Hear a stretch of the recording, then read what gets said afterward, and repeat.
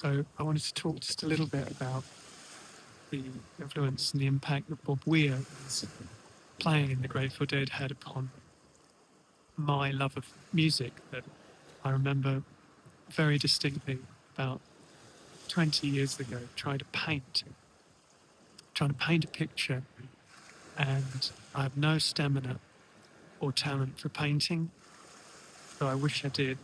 And I was listening to different sort of prog rock bands. I put on a side of a Yes album and never dug it, never liked Yes, couldn't get into it. And the same with Emerson, Lake and Palmer. The music just didn't get through to me. And then I put on the Live in Europe 72 or whatever year it is, Live Dead record. And at that time, in the place where I lived, you could come home every day with a handful of interesting records that cost £1 each from the charity shops. And so I put on this album, and the only way I knew what it was because on the record it was written. It didn't even have its original sleeve anymore, just a paper packet that it came in, and of course it was scratched. But it was my first exposure to the music of the Grateful Dead, and I don't think there's any better way to listen to their music, to listen to their live recordings.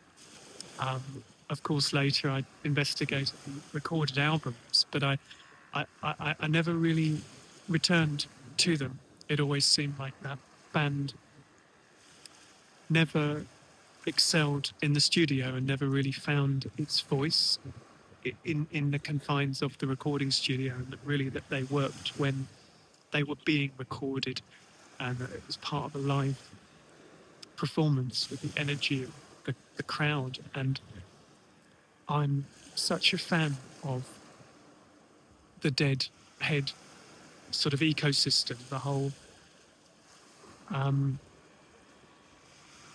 sort of bumper sticker world of wherever you are in the world, you see that skull with the white lightning bolt running through it. You know that those people will share some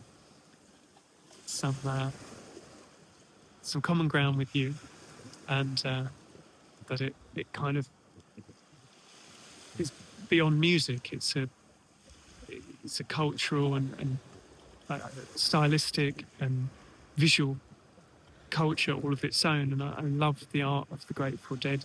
Every gig poster you ever see of them is so beautiful, and I love all of the symbology and the sort of greater acid influenced culture that they were so much a part of. And I love the merry prankster sort of acid test way of looking at life and music and all of that brings. And I found myself watching video after video on YouTube of the Grateful Dead playing live from all the eras, from the early sort of time when Jerry Garcia had a guild, Starfire, and through the 70s and the 80s and these big stadium concerts, and all the time, as much as I love and admire so much how unique a voice Jerry Garcia had on the guitar, and I still do. I think it's just irreplaceable influence upon music, and that modal sound that he had, sort of Mixolydian and Dorian strength in his playing. I love it. But nobody else can ever play like him without sounding like him. But Bob Weir, when I watched his style of playing, it really opened my mind up to the idea of what playing rhythm guitar could mean, that it didn't just have to be sort of, I guess what I knew at the time, either American grunge, pedal to the metal, almost like thrashing power chords, or, kind of Britpop, jangly, full chords. It's opened my mind up to how the rhythm guitar could traverse the whole fretboard, and how, for me, long before discovering the idea of in guitar playing, the sort of caged system, which I think is so much better known now, and there's so many great things on YouTube on that. I had no idea until I saw Bob Weir playing on video and seeing his hands moved, how you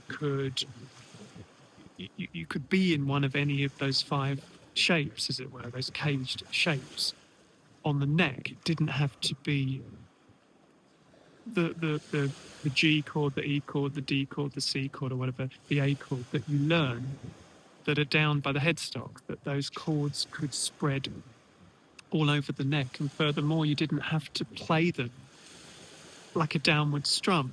It sounds simple to say that perhaps now because of the wealth of education that is on YouTube for free, and how I think that's affected so positively just about every guitar player anywhere.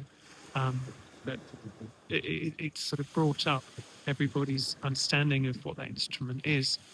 But yeah, Bob Weir for me was my exposure to that, and it really made me try and discipline myself to learn a little bit and find out a little bit of what he was up to on the guitar, as well as just enjoying how he played and was almost just the perfect rhythm guitarist in the sense of supporting the lead lines of Garcia, but also the vocals, the way that he sort of, like Lennon and McCartney and the Beatles, they sort of half and half the vocals, and they supported each other so much and seemed like such contrasting personalities in music and in the way that they would talk in interviews and everything else, and how that made such an amazing compliment to the music in that band. But I think with any band called the Grateful Dead, and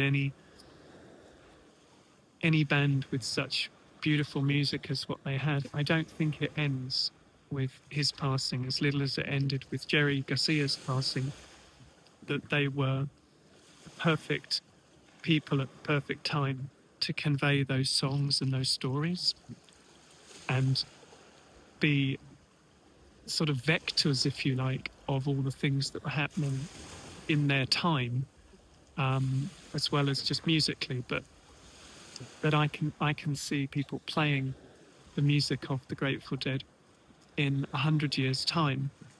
I think John Mayer will hopefully continue with them, and they'll find other great players who become custodians of that music and keep it going.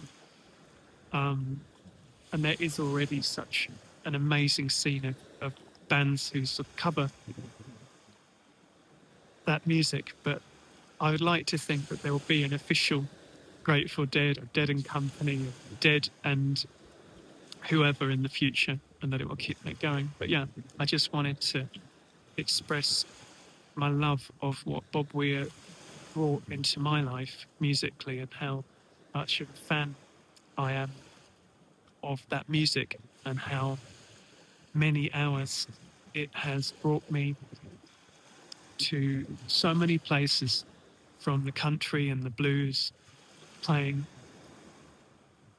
to the wildest space jams, and yeah, how much I enjoy that music. So thank you, Bob Weir, and journey on, man.